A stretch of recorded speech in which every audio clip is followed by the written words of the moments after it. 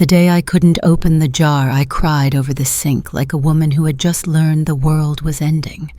It was a small thing, a tight lid on a jar of apricot jam. I'd opened tighter jars 100 times before, banged them on the counter, tapped them with a knife, even whispered little threats to them under my breath, like some housewife sorceress. But that morning I stood in my cold kitchen, hands trembling, wrists aching, and no matter how I turned or pressed or begged, it wouldn't budge. The pain didn't come from my joints. It came from the realization that I wasn't strong anymore. That strength I once wore like perfume, like armor, like truth. It had leaked out of me somewhere along the way, and no one had noticed. Not even me. I'd always been proud of my independence. I raised children with one hand and carried groceries with the other. I balanced bills, moods, and expectations like a juggler in a quiet, invisible circus.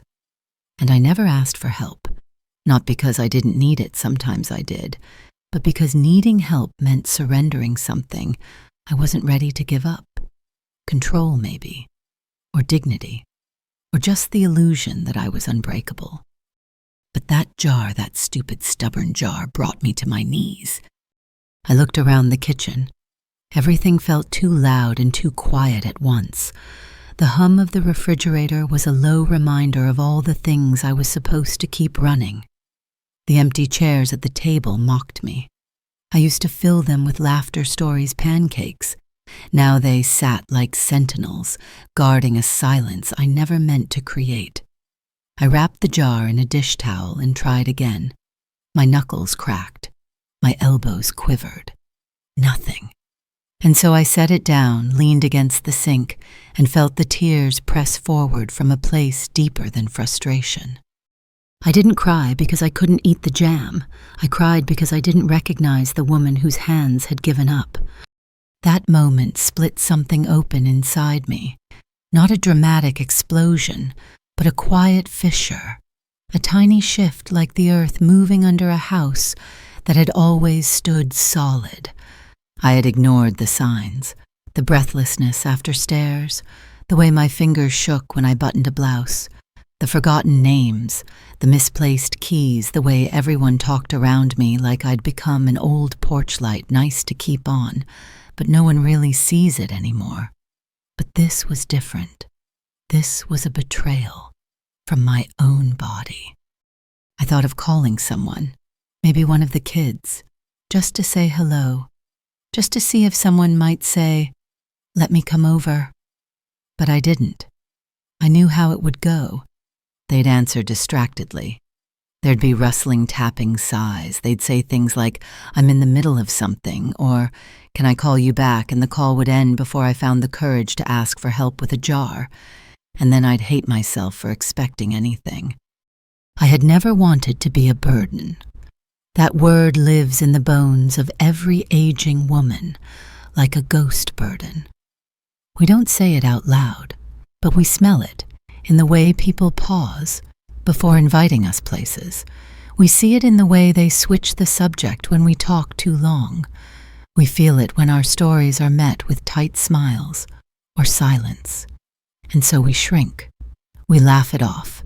We say, "Oh, don't worry about me." We push through pain. We open our own jars, or at least try. That morning, I didn't open the jar. I put it back in the fridge like a secret. I wiped my face with a dish towel that smelled faintly of lemon and thyme. And I made toast without anything on it. Dry toast, just like the morning felt. Just like I felt. Dry, hard, forgotten. As I chewed, I thought of the woman I used to be. How she would have laughed at that jar and found a way. She was clever, resourceful, loud when she wanted to be. She filled rooms without apology, and now I move through my days like fog present, but unnoticed, soft around the edges, dissolving without warning.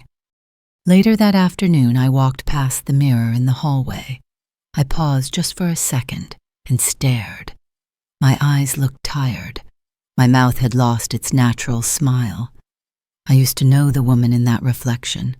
Now she looked like someone visiting, someone passing through. But somewhere behind those eyes, behind the fine lines, and the quiet ache of loss, I felt her stir.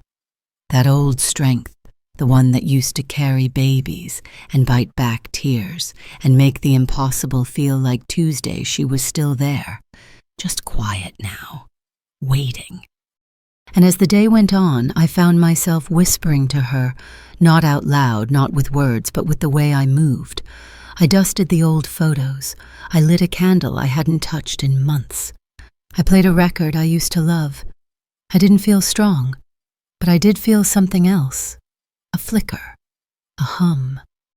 I may not have opened the jar, but I opened something else. A beginning. There's a kind of silence that doesn't just fill a room, it swallows it. I felt that silence the day they talked over me at the dinner table, like I wasn't even there. It was a small thing on the surface, just chatter about work, weekend plans, school fundraisers, some neighbor's dog.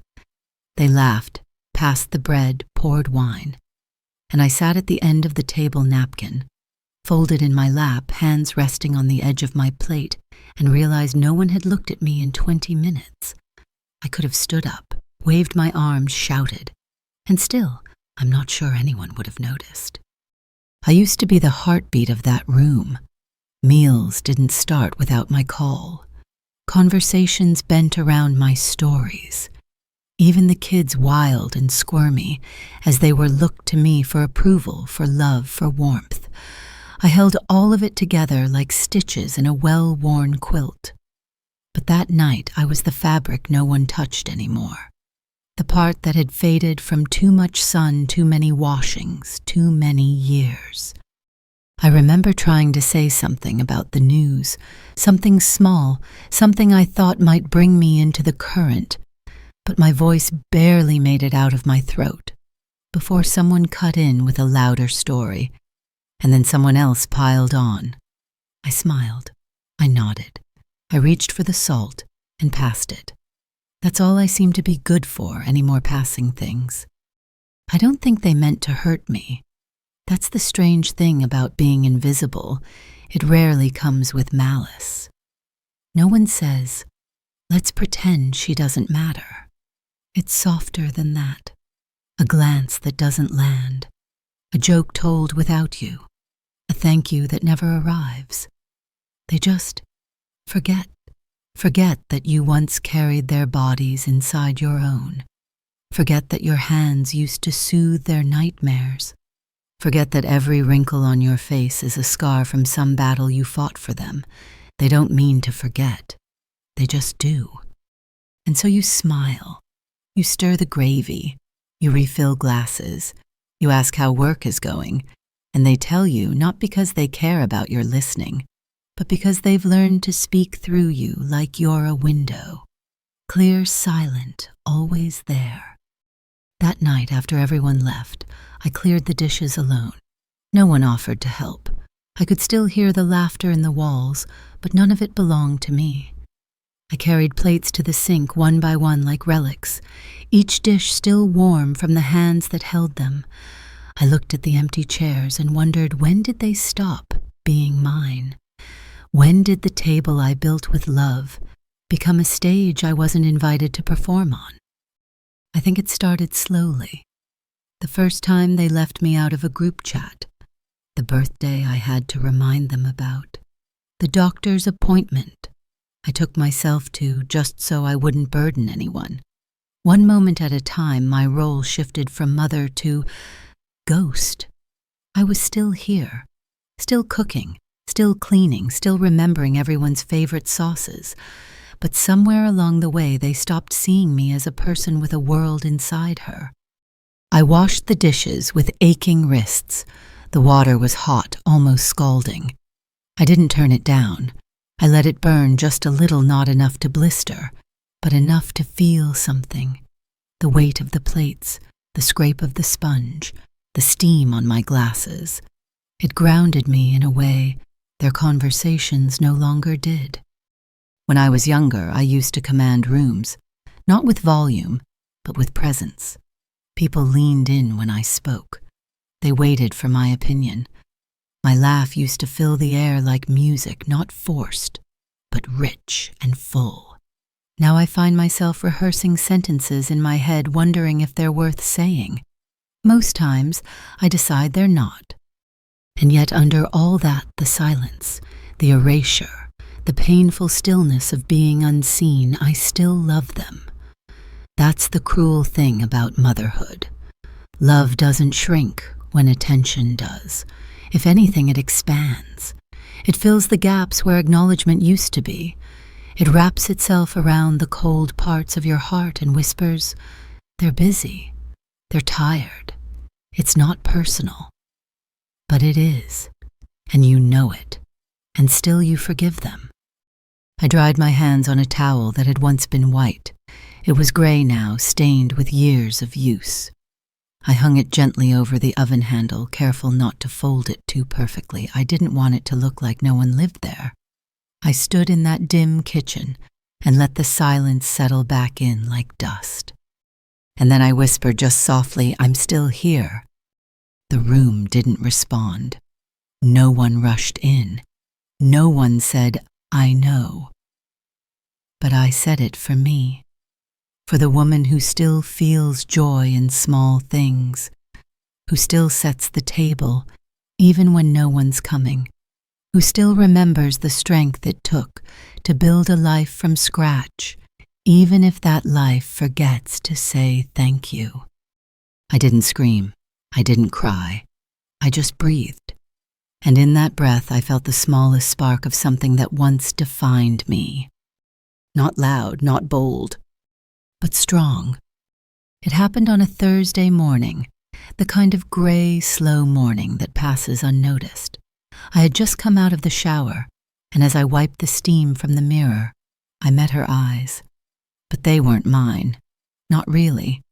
The face looking back at me was tired, puffy, sagging in places I hadn't remembered. My hair hung limp, the color faded into strands of dull silver and beige. My skin, once smooth and vibrant, now wore the weight of years like forgotten lace, delicate, intricate, and slowly unraveling. And in that moment I stood there frozen, gripping the edge of the sink, like it might save me from slipping under.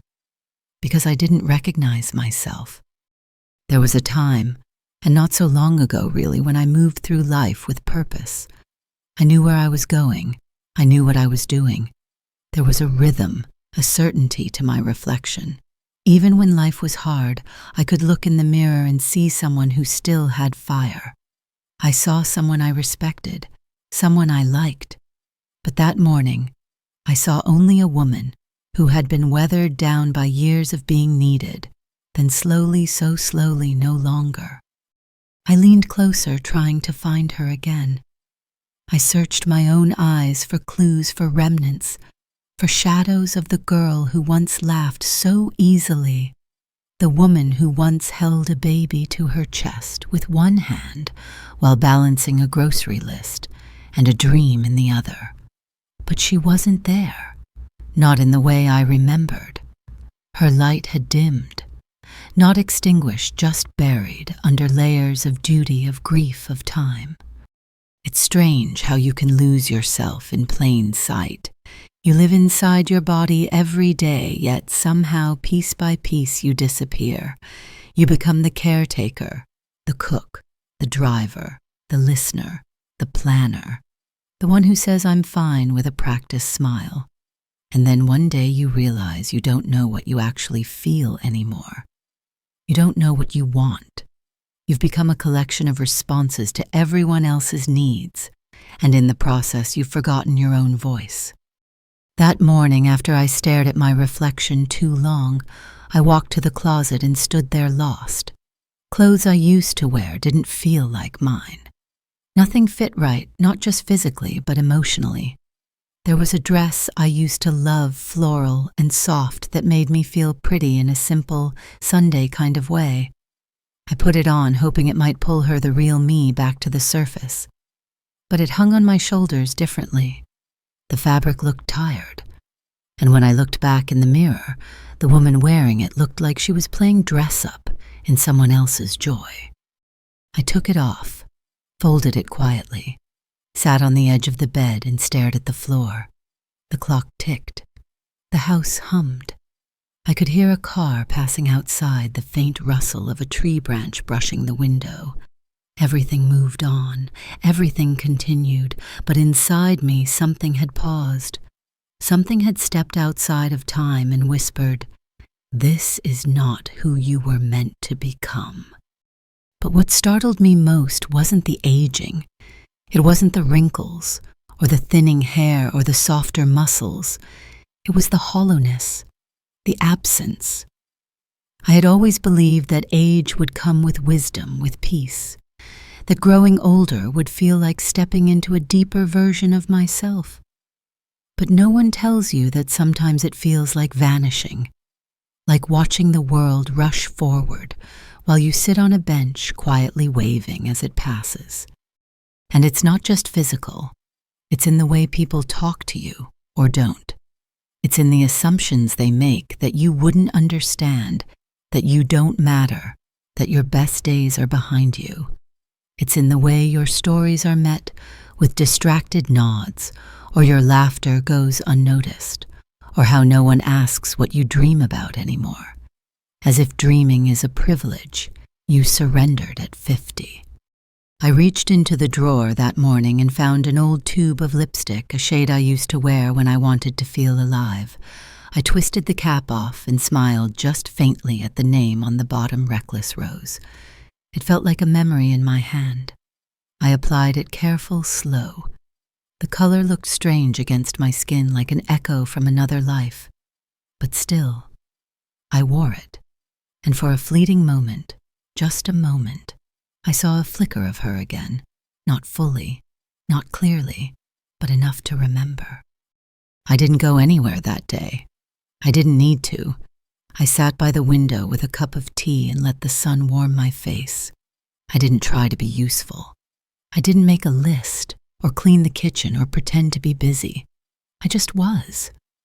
And in that stillness, I heard something inside me exhale like a tired truth, finally being allowed to rest. There's a quiet kind of grief in not recognizing yourself, but there's also, I think, a beginning. Because once you see that you've gone missing, you can start looking. You can trace the lines back to where you dropped pieces of yourself, in the corners of bedrooms, in the backs of closets, in the mouths of the people you fed and clothed and carried through storms. And maybe, just maybe, you can gather enough of those pieces to feel whole again. Not young, not the same, but real. That morning I didn't find myself, not completely, but I did say hello to her. I did tell her softly, "I miss you," and I think I hope she heard me. He used to ask me what I thought, about everything.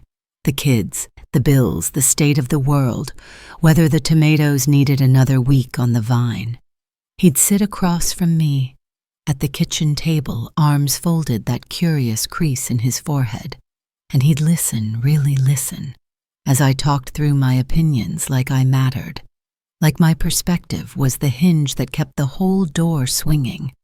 I can still remember the way he'd say, "What do you think we should do?"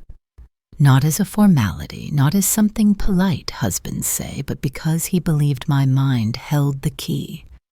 But now he makes decisions in passing, over the phone, over my head.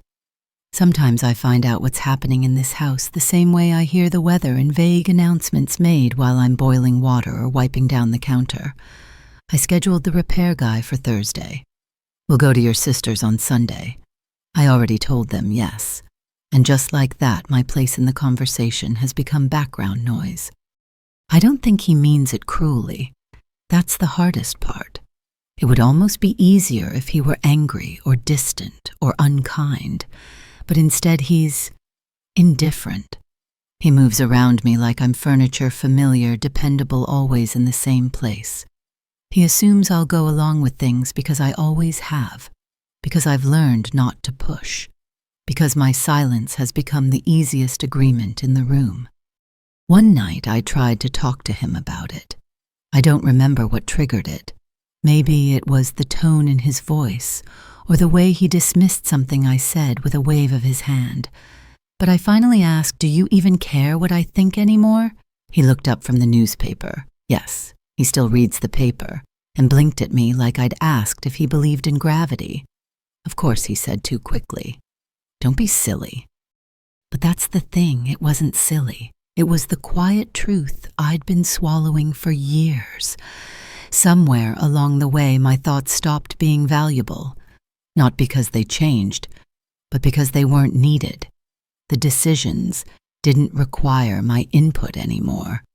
The family engine kept running, even as I slipped further into the passenger seat. When we were younger, he used to marvel at the way I thought. He'd say, "You always see things I don't." And I did. I noticed details. I picked up on moods, on changes, on what wasn't being said. I could feel storms coming before the clouds even gathered, and for a while that was my gift.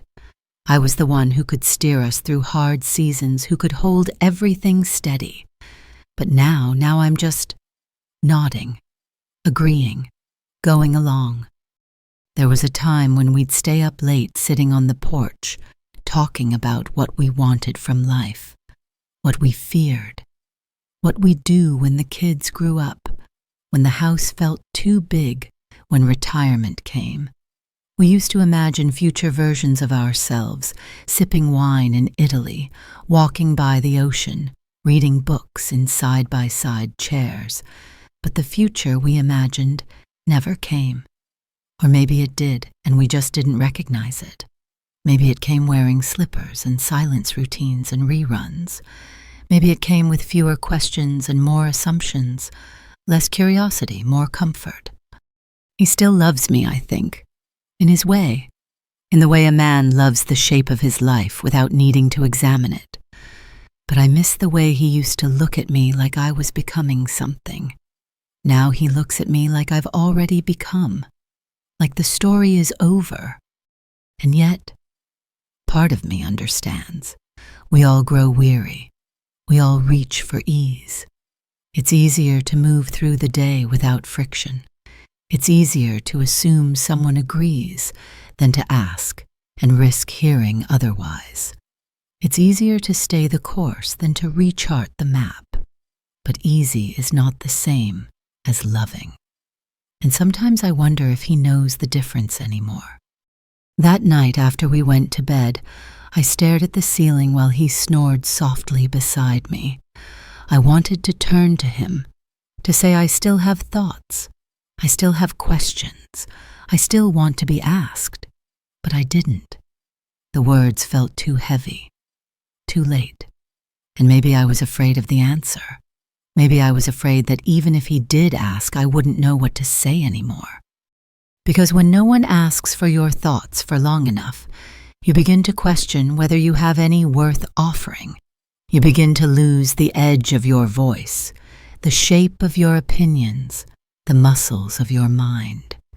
You become soft, not in a gentle way, but in a worn-out, threadbare way, like a page that's been turned too many times and starts to blur at the edges. But I don't want to be a page no one reads anymore. So now in small ways I speak again. Not to him necessarily, not yet, but to myself. I talk out loud when I cook. I comment on the books I read. I write notes in the margins, underline my favorite lines. I ask myself questions and answer them in whispers. I am learning to revalue my own voice, even if no one's listening. Especially then. It started with a small stiffness behind my knees, just a quiet pull when I stood up from the couch, a gentle protest when I bent to pick something off the floor. I brushed it off at first like most women do. Just age, I told myself. Just a bit of tiredness. I drank more water. I stretched. I took the stairs a little slower. I didn't complain, not out loud. I didn't want to be one of those women always talking about their ailments. I wanted to be the exception, the strong one, the one who didn't flinch. But the ache grew. It spread through my hips into my shoulders behind my eyes. I'd wake up in the morning and lie still for a moment, trying to guess which part of me would hurt when I moved.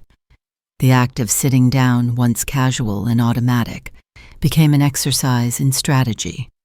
And getting back up, that was a negotiation between bone's joints and the silence of a house where no one noticed.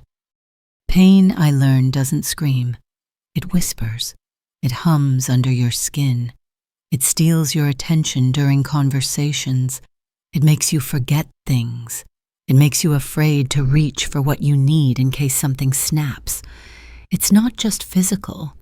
It's emotional.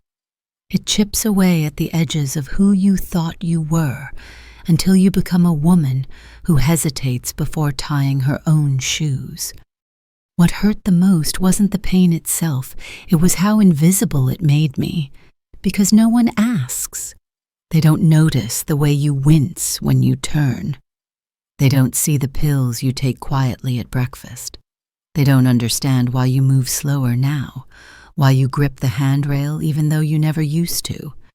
They don't see it because they don't want to, because if they did, they'd have to feel something. And feeling something would mean they'd have to do something. Once my daughter dropped by unexpectedly. I was on the floor trying to scrub behind the toilet. I thought I could do it. I used to clean the whole house in one swoop, windows, baseboards, closets, like it was nothing. But that day I'd gotten stuck halfway down. My knees had locked. My back had caught. I was frozen in place like a doll someone had folded wrong. She walked in startled and said, "Mom, what are you doing?"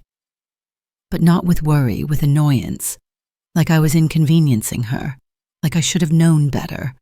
I tried to laugh it off, just trying to clean up a little, I said, breathless. She sighed, helped me up, and muttered something about hiring someone next time. And then she left, just like that. No real conversation, no real question, no asking how long it had been like this. Just gone. I stood there after the door shut, hands still raw from the brush, body aching, eyes stinging. Not from the pain, but from the realization that no one really sees me anymore as someone who hurts. Not emotionally, not physically. I have become background assumed to be fine unless I declare otherwise, and even then I'm met with discomfort deflection distance. I never used to need help. That's not pride talking, it's fact. I could carry a toddler on one hip, a grocery bag on the other, and hold the door with my foot. I could lift heavy things, shift furniture, climb ladders, twist open the tightest lids. My strength wasn't a show, it was my daily life. I relied on it. I trusted it. But now I move like a woman made of paper, cautiously, softly, as if I might tear. The worst part is pretending not to notice. Pretending it doesn't bother me when they walk ahead too fast, when no one offers an arm when I'm the last one up the stairs. I joke about it. I make light of my slowness, my careful steps, my audible sighs, but beneath the smile is a scream no one hears. I don't want to be pitied. I just want to be acknowledged. I want someone to say, "You don't have to do it all anymore. Let me." Not because I've asked, but because they see me. Pain has taught me things I didn't want to learn. It's taught me patience. It's taught me humility. But it's also taught me how quiet the world becomes when you are no longer useful in the ways they remember. When your strength has changed shape from muscle to resilience, from movement to endurance, and no one recognizes it as strength at all. There are mornings now when I wake up and just sit at the edge of the bed taking inventory. Knees stiff, ankles sore, back tight, but breath still here. Eyes still open, heart still beating. I count those things. I thank them. I rise slowly, and in that small, steady rising there is still a kind of power. Not the kind I used to have fast, fiery outward, but the kind that endures, that whispers, "Not yet. I'm still here." And so I carry the ache. I carry it like a secret, like an old friend who doesn't talk much anymore. And I carry myself one quiet step at a time through a world that doesn't always see me, but that I still move through anyway. My voice used to carry rooms. Not in volume, I was never one to shout, but in presence. When I spoke, people turned. They listened. Not because I demanded it, but because something in the way I strung words together made them pause. I could calm a crying child with one sentence. I could smooth over tension at a family dinner with a single well-placed phrase. I had stories, real ones, lived ones, and when I told them, the air grew still.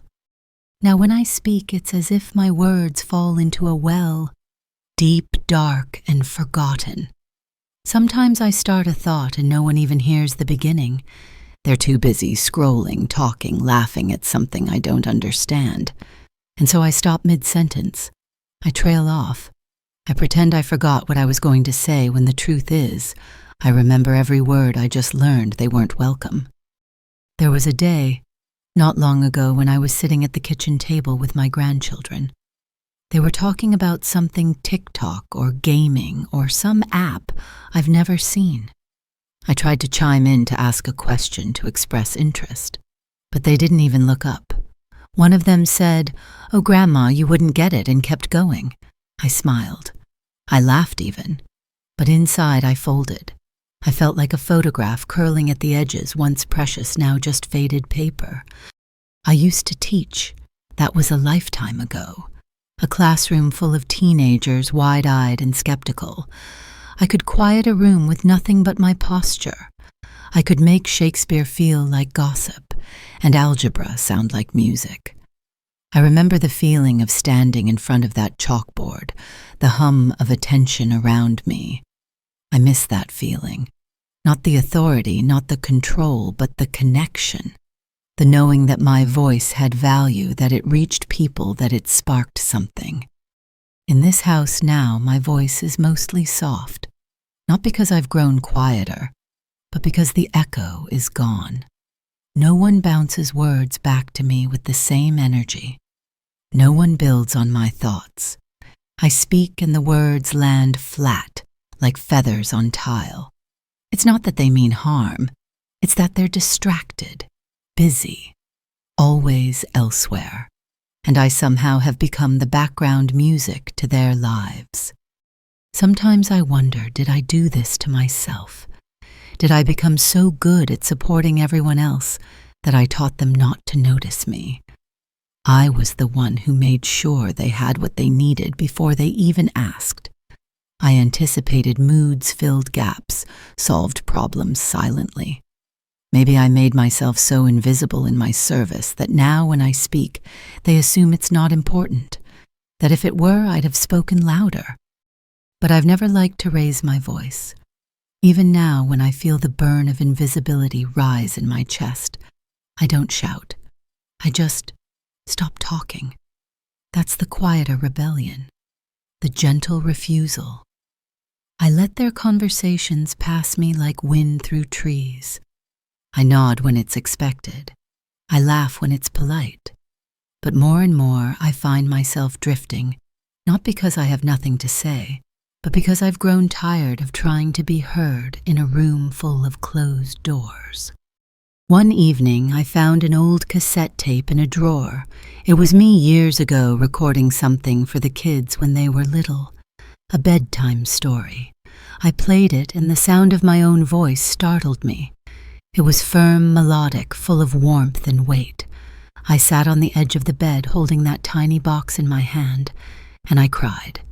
Not because I missed that younger version of me, though I did, but because I had forgotten how alive my voice once sounded, how present, how there. It's not that I want to be the center of every room. I don't need applause. I don't need reverence. I just want my words to land somewhere. I want someone to hear them and say, yes, I see that too. I want to be part of the thread that ties the conversation together, not the frayed end that gets tucked under and forgotten. So I've started writing again. Just little things, thoughts, memories, feelings. I never say out loud. I keep a small notebook in my purse, another by the bed. I write down the things I wish I could say in the moment, but don't. It helps. Somehow seeing my words on a page makes me feel real again. Like I exist outside the silence. Like my voice, though quieter now, still matters. There's a kind of strength in speaking softly, in not competing with the noise, in knowing that your words are not lesser just because they aren't loud. I remind myself of that on days when the silence feels heavy. I sit by the window, sip tea, and speak a single sentence into the stillness. Sometimes I even say it out loud just for me. I am still worth listening to. The phone rings when they need something. That's the pattern. A quick call about insurance, a recipe they forgot the name of the doctor I once recommended. They don't call to ask how I am. They don't call to talk about their day or to tell me about a dream they had. The phone rings only when something's broken. And I, like a dusty emergency kit tucked in a back closet, am expected to answer with solutions. I used to treasure every ring. I'd drop everything to answer, heart-racing, voice bright, because the sound meant I mattered. It meant someone remembered. But now I recognize the cadence, the transactional tone. Hey, Mom, real quick, followed by some request I'm expected to fulfill like a vending machine of comfort and knowledge. I give them what they need, of course. I always have. But each call ends a little shorter than the last, a little more abrupt, a little emptier. Like I'm being unwrapped, just to have the contents taken, then left behind in silence. One afternoon, my son called asking for a copy of his birth certificate. His voice was hurried. He didn't ask how I'd been. He didn't mention the last time we spoke. Just launched into logistics. And I, out of habit, retrieved the document from the fireproof box, where I keep all the things I've guarded for them over the years, records, old photos, forgotten letters. I scanned it, sent it to him, and sat staring at the screen long after the email went out. He didn't reply, not even a "got it, thanks." I remember when he was small, and a paper cut was a crisis. When he'd run to me, arms outstretched, demanding kisses and Band-Aids. Back then, I was the first responder, the safe place, the only person in the world who could make things right. Now I'm the archive, the last resort, called upon not for love but for function. There was a time I would have blamed myself. Maybe I didn't raise them to value connection. Maybe I made love too easy, too dependable. Maybe I gave too much without requiring anything back. But lately I've started to understand something deeper. The world teaches us to grow away from our mothers, but it doesn't teach us how to look back and see them as whole women. Once we stop being needed for survival, we're filed under reliable, available, not urgent. They don't mean to be cruel. I tell myself that every day. They're busy, overstretched, overwhelmed. They don't know that on some days I rehearse conversations in my head before calling only to hang up without dialing. They don't know that the house is quieter than they imagine. That sometimes I go entire weekends without hearing my name spoken aloud. That when I cook now, I make too much and leave the second plate untouched, not because I expect company, but because part of me still pretends someone might drop by. There was a time years ago when I broke my wrist. I slipped on a wet step in the backyard alone, apron still tied around my waist. I sat there in the grass for a long time before crawling inside. I drove myself to urgent care, cradling my arm like it was someone else's. I didn't call anyone, not because I didn't want help, but because I didn't want to see how long it would take them to come. That's what neglect does. It trains you to manage pain quietly so no one feels guilty. I wore that cast like a badge of silence. Friends asked about it, but my children didn't notice until our next family dinner, weeks later. Even then, the questions were light. What happened? Why didn't you tell us? And I just smiled. It wasn't a big deal, I said. But it was. Not the injury. The invisibility. Now when the phone rings, I answer with a soft, practiced voice. I give them what they ask for. I ask how they are, even though they rarely ask in return. I let the call end with, "Okay, thanks, love you." And I say "love you too" into the click of a line that's already gone quiet. And then I sit for a while, phone still warm in my hand, wondering if they'll ever call, just to hear my voice, not to solve a problem, not to find a paper, not to fix something, but because they miss me. Because they remember that I am more than a mother, that I am a woman with thoughts and feelings and stories worth hearing. Sometimes I don't want to answer. Sometimes I see their names light up on the screen and feel a flicker of resentment. But then I answer anyway. Not because they deserve it, but because I still love them.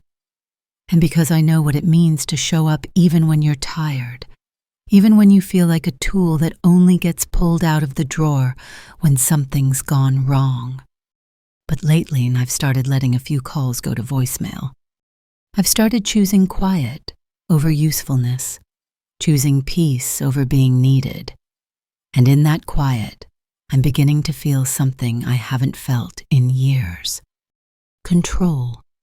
Not over them, over myself.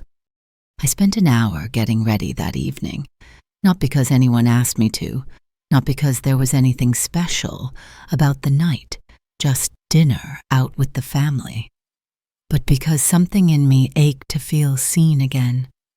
I stood in front of the mirror and smoothed the fabric of my nicest blouse, the one with the soft floral print and gentle neckline, something I hadn't worn in years. I curled my hair just a little, touched up my eyebrows, added the faintest rose to my cheeks. I even wore earrings, the delicate gold ones he gave me on our 20th anniversary. I wanted to feel pretty. I wanted to feel like I still mattered enough to try. I remember looking in the mirror and almost smiling, not because I looked young again, I didn't, but because I looked present, like a woman still here, still trying, still reaching toward life. And that should have been enough. I wish it had been. But when I walked into the restaurant and joined them at the table, no one said a word. Not a glance, not a, "you look nice," not even a second of surprised acknowledgement. They just kept talking, barely glancing up, distracted by menus and chatter, and whatever topic had already consumed their attention. I stood there for a moment, coat in hand, waiting not for praise but for connection. And when none came, I sat down slowly, folding into the background, like a curtain drawn shut. Throughout dinner, I listened. I nodded. I passed the bread, refilled a glass, asked questions I already knew the answers to, and the whole time I wondered, did they even see me? Not my body, not the role I play, but me, the woman who had spent an hour choosing earrings, the woman who still wanted to be admired, who still longed for someone to look at her with fresh eyes and say, "There you are." Even my husband didn't notice. He complimented the waitress's efficiency, made jokes with the waiter ordered for me like he always does, but his eyes never truly landed on me. Not like they used to. I remember when a glance from him could make my whole body blush, when he would reach for my hand under the table, just to remind me I was his favorite person in the room. Now we sit across from each other like familiar strangers, bonded by routine, but separated by years of accumulated assumption. At one point, I excused myself to the restroom. I looked in the mirror again and searched for the woman who had stood with such hope just hours earlier. She was still there, but smaller, dimmer.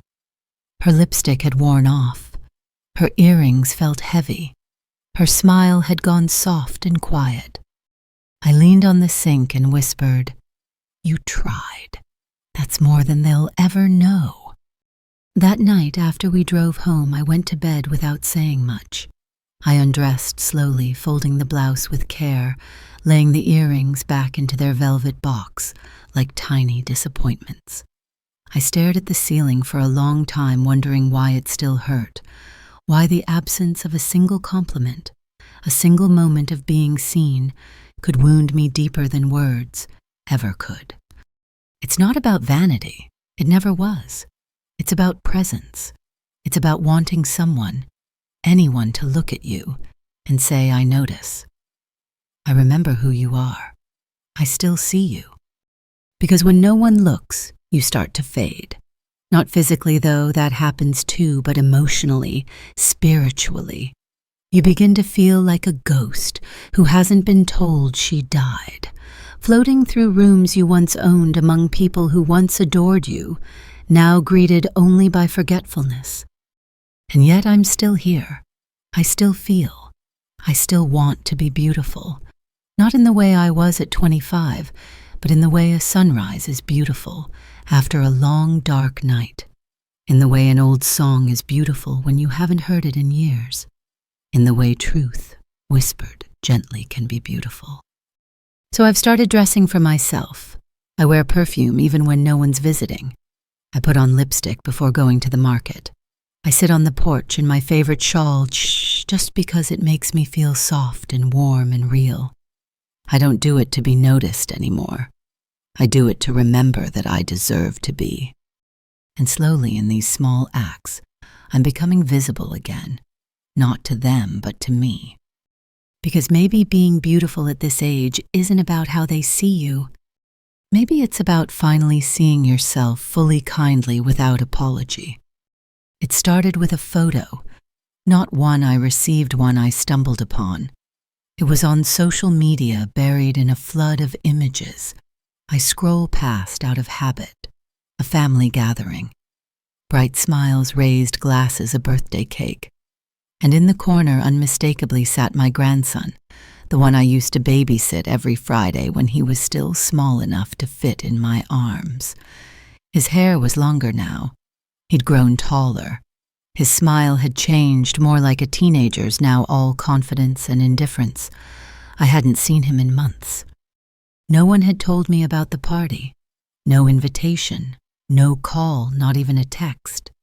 I stared at the photo for a long time, trying to find clues. Whose house was it? When had it happened? I looked at the cake-counted candles, traced faces like a detective, searching for meaning in a crime scene. I looked for a hint, even a shadow of my presence. A photo on a wall, a dish I might have cooked, anything. But there was nothing. It was as if I'd never existed in their lives. It's a strange thing to feel so close and so far at once. I knew every name in that picture. I held most of them as babies. I fed them, changed them, prayed for them. I showed up when they were sick, when their parents were working late, when life was too much. I've laughed with them. I've cried for them. I have loved them with a kind of devotion that doesn't come with guarantees. And now I was a stranger peeking in from the outside, a ghost haunting a party she didn't even know was happening. I didn't bring it up. Who would I even tell? What would I say? Why didn't you include me? That sounds desperate, needy. I was raised not to be either of those things. I was taught to be gracious, to not make a fuss, to let people be busy, let life get in the way. But the truth is, it hurt, deeply. And it wasn't the first time. It happens more and more. Holidays pass and I find out after the fact. I'll see a group picture from the beach, or a wedding I didn't know they were attending, or even just a brunch I would have loved to be part of. No one means to exclude me. They just forget, or assume I wouldn't want to go, or think it would be too much trouble, and maybe sometimes it would. But I still want to be asked. I still want to be remembered. There's a drawer in my bedroom filled with old photographs, black and white ones with scalloped edges, sun-faded ones, from the early 90s, glossy prints from birthday parties and school plays. I look through them sometimes not out of nostalgia, but out of a desperate need to prove I was once there. Once essential, once invited. I found a photo of me holding my granddaughter when she was only a week old. My arms cradled her like she was spun from glass. I looked tired in that photo, but happy, so deeply, viscerally happy. The kind of happiness that doesn't need to be loud, just warm. And in the background of that photo was a banner that said, "Welcome home." I remember making that banner myself. I remember the glue on my fingers, the ache in my back from leaning over the table, the way I cried when they first walked in and saw it. That was the kind of moment I lived for. Now there are new banners, new parties, new memories being made, and I'm not in them. There's no anger in me about it. Not really. Just a dull grief, a quiet ache that moves through my chest whenever I see evidence of a life I used to be woven into so tightly now, continuing without pause. It's the realization that love doesn't always protect you from being left behind, that sometimes the people you gave everything to simply don't see your absence as something to notice. But even as I feel the sting, I also feel a strange clarity. I am not their center anymore. Maybe I never really was. I was a season, a necessary, beautiful, all-consuming season, and like all seasons I've passed, they are in spring now, and I am winter. But winter has its own beauty. There is something sacred in the stillness, something honest in being alone with your own memories. I don't need photographs to remind me what I've given. I don't need to be tagged or mentioned or featured to prove that I was once the heartbeat of those lives. I know, I remember, and that will have to be enough. So now when I see a photo I wasn't part of, I take a breath. I remind myself that their forgetting doesn't erase my giving. Their silence doesn't diminish my presence. I hold my own memories close like delicate things I no longer need to share to make them real. Because I was there. And sometimes just knowing I gave, I loved. I showed up as the only photograph I truly need. It was the day of my birthday. I hadn't said anything about it to anyone, not because I didn't care, but because I wanted to see if anyone else did. A little test, I suppose, though I didn't admit it to myself at the time. I woke up slowly that morning, letting the sunlight stretch across the bed before I moved. I lay there listening to the quiet, to the hum of the refrigerator down the hall, the soft creak of the ceiling fan. Nothing else. No ding of a message, no ring of a call. By noon, I still hadn't heard from anyone. I went about the day as if it were any other. Made myself tea, folded some laundry, sat by the window and watched the neighbor's dog dig yet another hole in the front yard. I told myself not to expect anything. Expectations, after all, are the soil where disappointment takes root. Still, every time my phone lit up a spam text, a weather alert, my heart gave a little leap and then a little fall. I tried to keep it from getting to me. I really did. I told myself they were busy, that maybe they were planning something for later, that maybe they hadn't forgotten, just delayed. But around 5 in the evening, when the light outside turned gold and the shadows stretched long across the floor, I knew they had forgotten. No cake, no flowers, no call, no card, just silence.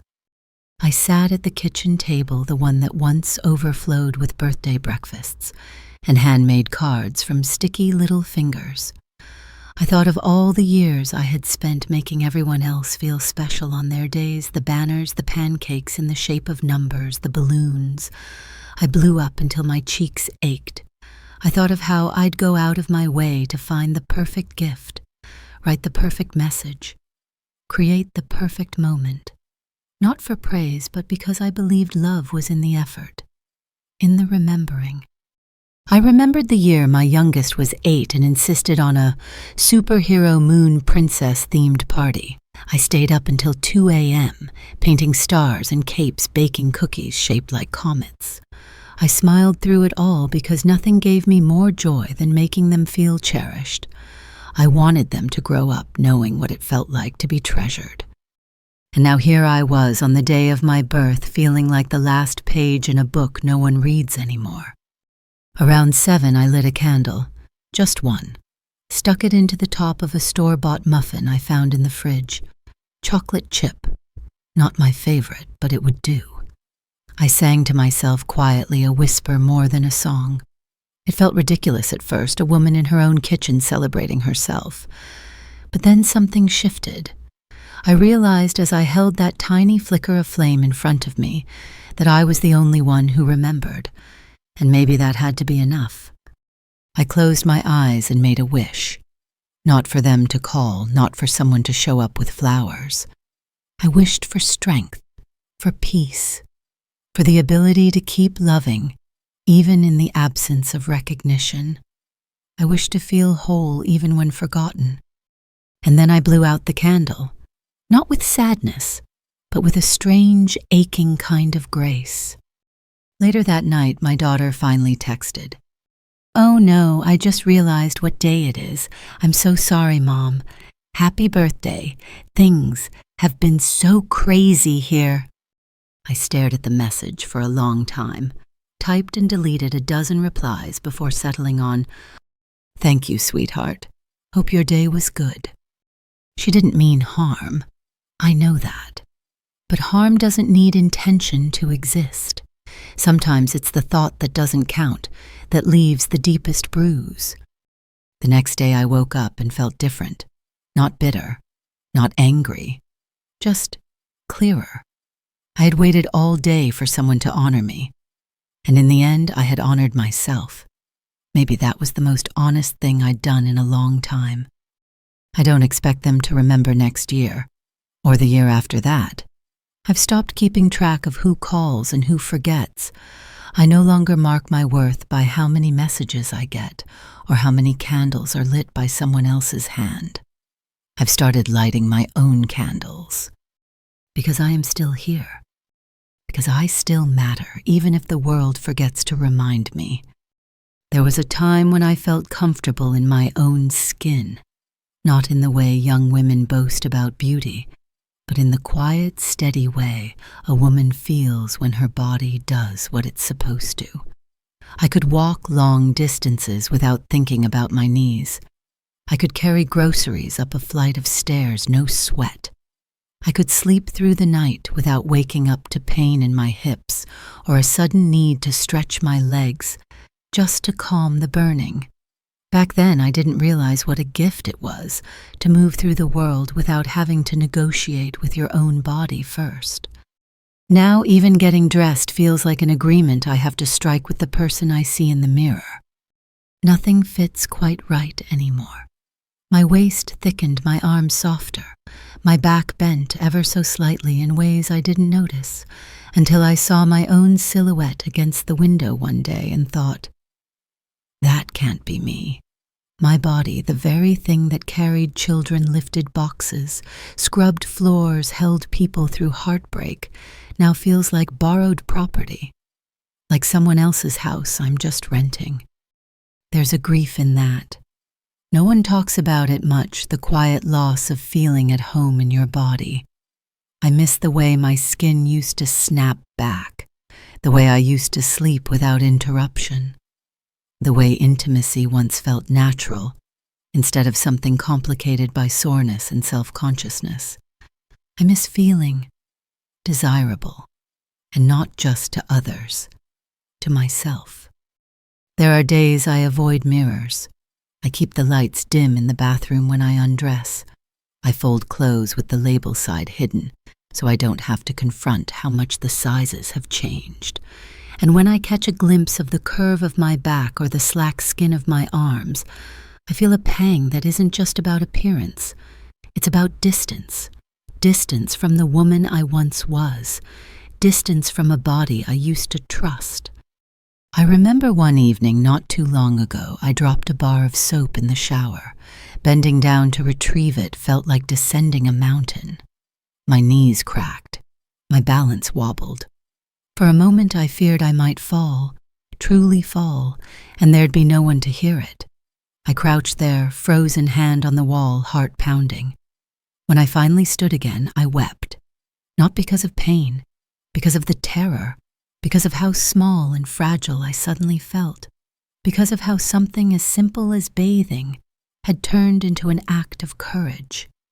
That night I sat on the edge of the bed in a towel that no longer wrapped around me the way it used to, and I wondered if I'd ever feel beautiful again.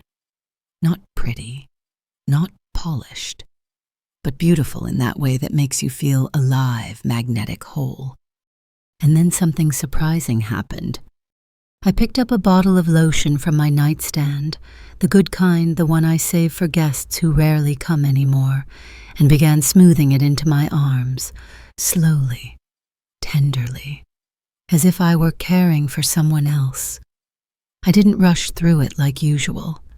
I took my time. I closed my eyes. I breathed deeply, and for a few minutes I didn't criticize or shrink from my body. I honored it. This body that has held so much. This body that has served loyally through heartbreak, through labor, through grief, through joy. This body that, though softer now, still carries me, still is me. That night, I decided to stop waiting for someone else to tell me I'm beautiful. I decided to stop seeing myself only through the eyes of a culture that discards women past a certain age like outdated furniture. I am not worn out. I am worn in.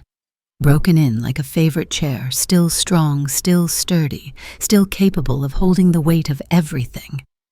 So I've started doing small things. I buy pajamas that feel good on my skin, not just ones that are practical. I wear colors that make my eyes feel awake.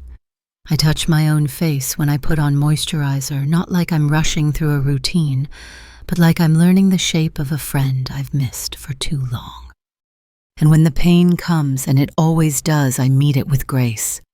I whisper to my aching joints, I know. I'm here. I'm listening. Because this body is not what it used to be, but it is still mine.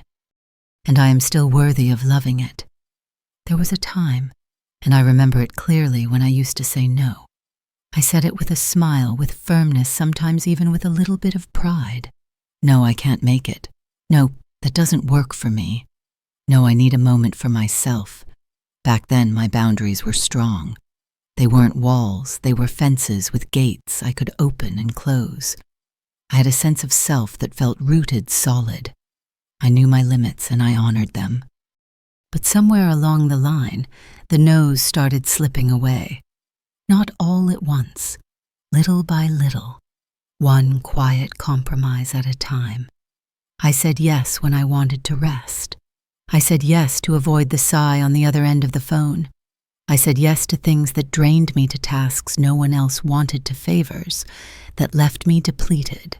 I said yes to avoid disappointing people who rarely asked how I was doing in the first place.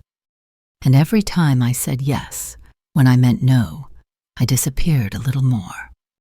I think it started when the kids were still small.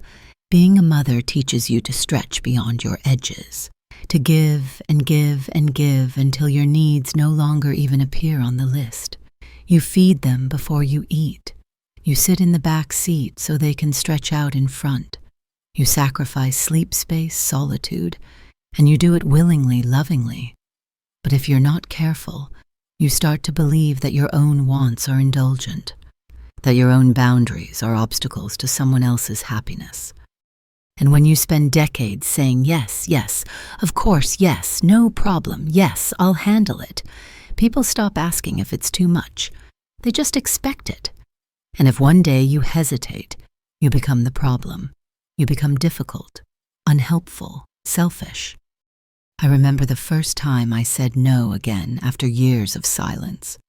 My daughter asked me to watch the children last minute so she could go to a weekend event.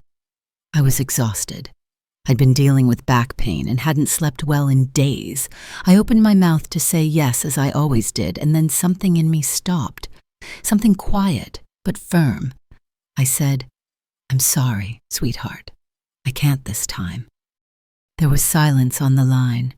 Then came the guilt, not hers, but mine.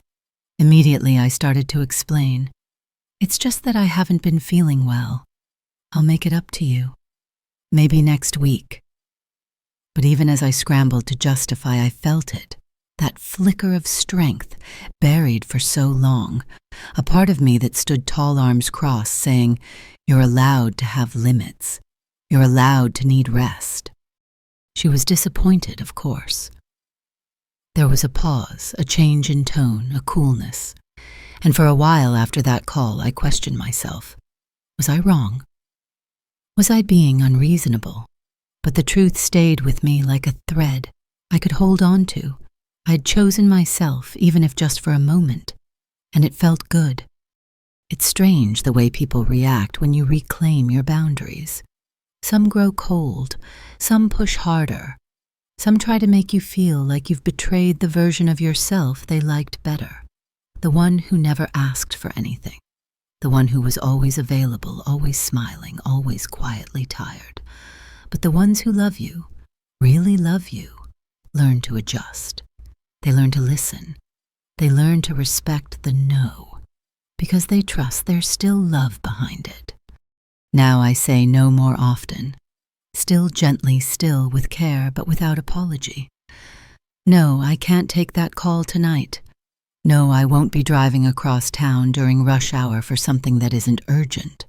No, I don't want to attend a gathering where I know I'll be ignored. No, I'm not okay, being the only one who makes the effort.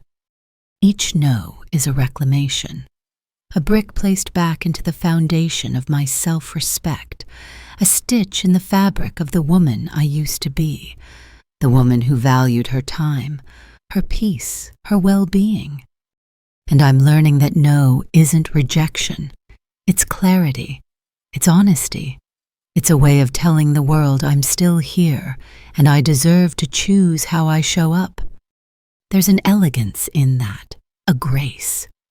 I've stopped apologizing for needing space. I've stopped cushioning my refusals with 1,000 reasons to make them easier to swallow. Sometimes no is enough. It doesn't need dressing up. It doesn't need justification. And surprisingly beautifully, the more I say it, the more room I find for yes. Yes to things that light me up. Yes to people who pour back into me. Yes to rest. Yes to stillness. Yes to my own joy. Because in rediscovering my no, I've made space to recognize the woman I used to be and to honor the woman I am now. It was late afternoon, and the house was quiet in that peculiar way it gets when the light starts to fall differently, soft and golden, like it's tiptoeing its way through the rooms. I was folding laundry in the living room, a task I usually don't mind. There's something methodical and gentle about it. The creases, the warmth, the rhythm. I had the television on in the background, some old rerun I wasn't really watching, and then out of nowhere I stopped. Not because of the show, not because of anything on the screen. I stopped because I caught myself explaining out loud why I hadn't called anyone that day. There was no one else in the room. No one had asked me. But there I was, narrating excuses to a silence that didn't demand them. "Well, I didn't call because I figured they were busy," I mumbled. "I didn't want to interrupt dinner. They probably don't need to hear from me every day." And then I paused. The weight of it, the habit of it, sank into my chest like a stone. I was explaining my own sadness to no one, justifying my loneliness as if it were a crime. I stood there holding a dish towel, and I felt the shame rise in me, not because I was alone, but because I had been trained quietly and thoroughly to feel guilty for needing anyone. That's what happens when you're the one who's always been strong. You start to believe that your silence is kindness, that your pain is an inconvenience, that you must never take up more space than you're offered, and that if no one offers you, shrink. I sat down, folded towel still in my lap, and let the quiet bloom around me. No phone calls, no visits, no messages, just me. And in that moment, I didn't feel invisible. I felt exposed, raw, like someone had peeled away the skin of habit, of politeness, of practiced optimism, and left me staring straight into the center of my own long-ignored ache. I used to explain everything, why I didn't speak up, why I kept giving, why I stayed in rooms that didn't want me. I'd soften the truth with laughter, blur the edges with gratitude. I'm just happy to be included, I'd say. It's not a big deal. But it was a big deal. All those times I swallowed disappointment. All those moments I pushed aside the sting of being overlooked. All those tiny sacrifices I made and then wrapped in ribbon so they wouldn't look like grief. I had turned my own pain into a palatable thing, something easier for others to digest. And in doing so, I had starved myself of truth. That day I stopped explaining. I didn't text anyone to say I was fine. I didn't reach out to check on people who never check on me. I didn't smile at the emptiness or try to fill it with chores. I just sat. And in that sitting, I let the ache be what it was, not a misunderstanding, not a mistake, not a lesson. Just a feeling, a fact. For once, I didn't rush to reframe it. I didn't try to be wise about it. I didn't try to forgive anyone. I just let myself feel it. The next morning, I woke up different. Not lighter exactly, but cleaner. Like someone who had walked through a storm barefoot, soaked and scraped, but alive. I moved slower that day, but I moved with purpose. Not to please, not to prove, just to move. I threw out old letters I'd been holding on to, ones I used to reread when I needed to remember I was once loved loudly. I deleted numbers from my phone I hadn't dialed in years. I took down a photo that made me sad every time I looked at it, and in its place I hung a pressed flower I'd saved from a walk alone, one I'd enjoyed more than I ever admitted. And for the first time in years, I didn't feel the need to explain any of it. Not to my children, not to my husband, not even to myself. That's the thing about reclaiming your silence. It doesn't mean you have nothing to say. It means you no longer owe your pain an explanation. You no longer feel the need to wrap your loneliness in nice words. You simply let it be part of you, and somehow that makes it hurt less. Now, when someone asks how I am, I pause. I check in with myself, and sometimes I still say I'm fine. But other times I say I'm quiet today, or I'm tired, or just I don't feel like talking right now. And I let that be enough, because I no longer explain the parts of me that hurt. I carry them gently like truths, like scars, like proof that I have lived and given and waited, and finally decided to stop waiting for permission to feel what I feel. It began with something small, a signature. I was paying a bill by mail, something I still do out of habit. I sat at the kitchen table with my cup of tea cooling beside me, the paper spread out neatly, pen in hand. I signed my name at the bottom, just as I've done for decades. But this time, when I looked down at the curve of the letters, the quiet rhythm of each stroke, I saw something I hadn't seen in a long time. Me. Not Mom, not Grandma, not Mrs. Just Me. My name, the one I was born with, the one that was mine before I became everyone else's everything. There was something powerful in that, something unexpectedly intimate. I stared at it for a long time, as if I were reuniting with someone I hadn't spoken to in years.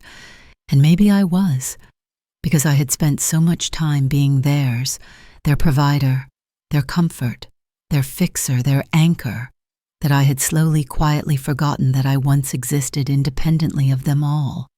I had dreams once, opinions that weren't attached to someone else's schedule, a spirit that filled up rooms because it was mine, not because it was needed. I began writing my name more after that, not for any reason but to feel the weight of it again. I wrote it on grocery lists, on scraps of paper, on the back of envelopes I'd otherwise have thrown away. I didn't decorate it, didn't try to make it pretty. I just wrote it as proof, as a whisper, as a way of saying I'm still here. And then I started journaling again. I hadn't kept a journal in years. It always seemed indulgent, as if my thoughts didn't matter unless they were useful to someone else. But this time I wrote just for me. No audience, no structure, just whatever came to mind. Memories, fragments, feelings I'd buried so deeply I'd almost convinced myself they'd never lived in me at all. I wrote about the time I watched the sunrise alone from the back porch after a sleepless night, and cried not from sadness but from the realization that I was still capable of awe. I wrote about the time I stood up for myself and no one clapped, but I felt like I'd won something sacred. I wrote about the time I nearly said, "This hurts," and then swallowed the words and how they lived in my throat for years afterward like a bruise. And in those pages, in those quiet lines, inked by a hand that once held so many others steady, I started to feel like a person again. Not a role, not a function, not a duty. A woman, with breath, with wants, with unfinished sentences. I began to ask myself questions I hadn't asked in decades. What do you want? What do you enjoy? What makes you laugh when no one's around? The answers came slowly at first, like someone stirring after a long sleep. But they came. I found joy in small things, the feel of clean sheets, the sound of wind in the trees, the taste of warm buttered toast with cinnamon, just like I used to make when I was a girl, with nothing but time and ideas. One morning, I put on a blouse that no one else would notice, soft yellow, with little flowers stitched along the hem, and wore it just for me. I put on earrings even though I wasn't going anywhere. I stood by the window sipping my tea and said my name out loud. Just once, just to hear how it sounded in the room uncluttered by titles. And I smiled. Not because anything had changed in the world outside me, they still didn't call as often. They still forgot birthdays. They still asked for things without offering presents in return. But something inside me had changed. A slow shift, a quiet reclaiming. I didn't need an audience to exist. I didn't need approval to feel beautiful. I didn't need to be useful to be worthy. I had been waiting for someone to remind me who I was, and all along that reminder lived in my own hand, in my own breath, in the soft scribble of a name I had almost forgotten, belonged to someone who still deserved to be known. Now, each time I sign something, I pause. I press the pen to paper with intention. I let the letters curl and stretch across the line like a quiet declaration. I am still here. I always was. I found her again, the woman I used to be.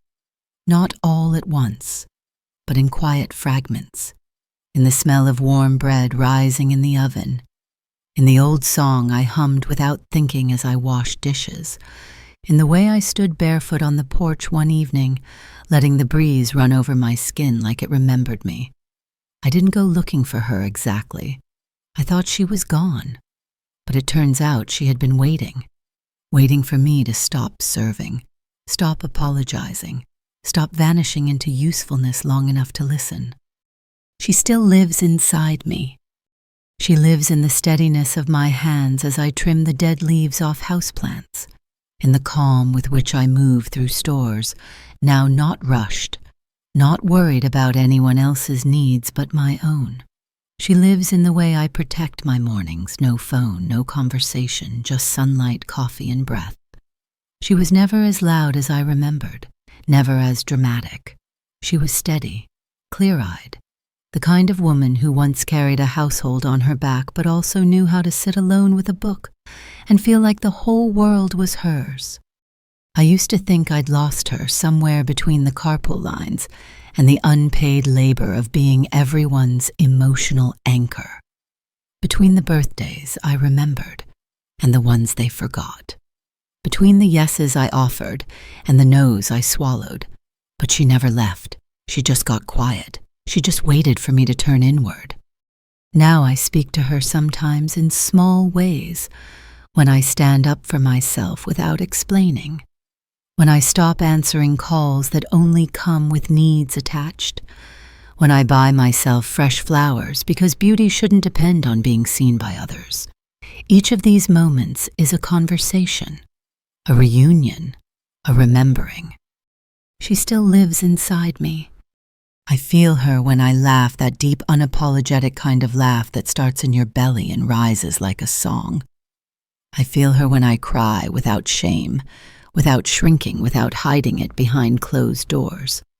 I feel her when I look in the mirror and choose not to flinch, when I look past the lines and the graying hair and see the strength still written in the bones of my face, the life still blooming in my tired eyes. This isn't the strength I used to know. It's not the fire of youth or the invincibility I once wore like armor. It's a softer kind of power now, the kind that doesn't ask to be admired, the kind that knows its worth, even when no one else is paying attention. It's a power that rises from silence, from solitude, from the choice to stay with yourself when everyone else has left the room. They still forget things. They still overlook me.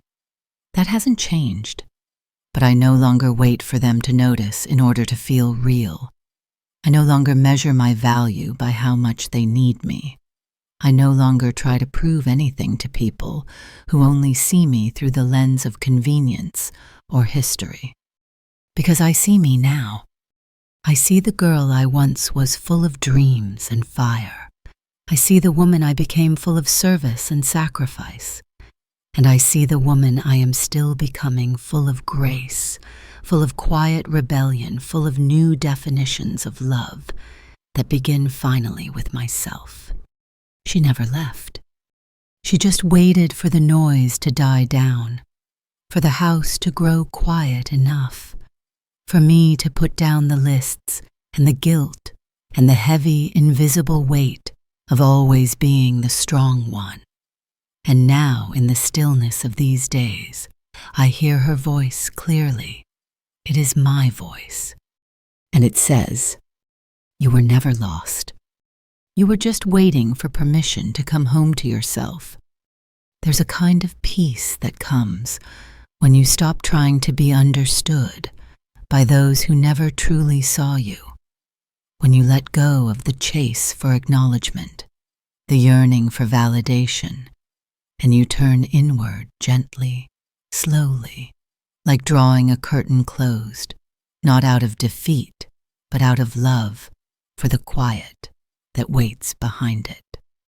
I've learned that not every silence is an absence. Some silences are soft rooms where you can finally rest. I don't need to fill every space with usefulness, every pause with a smile, every relationship with giving. I can simply be.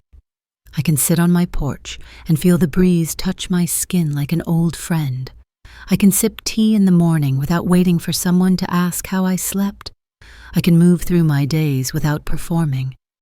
And in that stillness, I feel something sacred return. Dignity. Not loud, not flashy, but real, grounded, like the roots of an old tree that has weathered storms others never saw. I carry lines on my face, but I also carry stories. I carry the knowledge that I gave deeply, and I survived being forgotten. They may not call, they may not remember what I carried for them, but I remember. And I choose not to disappear, because even if they've stopped asking, I am still answering to myself. I still whisper my own name. I still light candles just for me. I still love the woman I find in the mirror, not for who she was or who they needed her to be, but for who she is, quietly whole, finally free.